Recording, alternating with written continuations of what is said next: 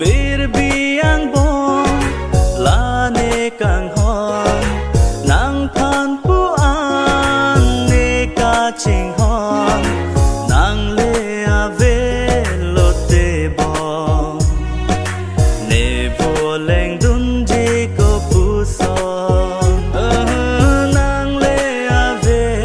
lo te bom ne vo leng dun ji ko pu son.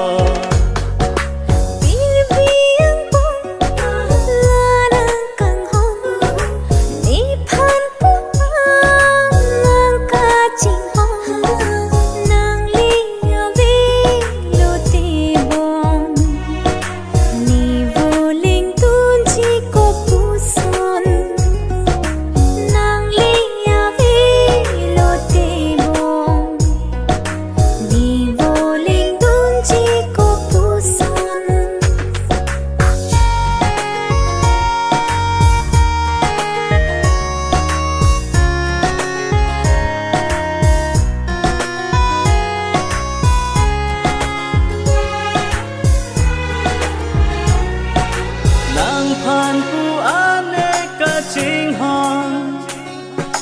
voluri nang ne phan la pu so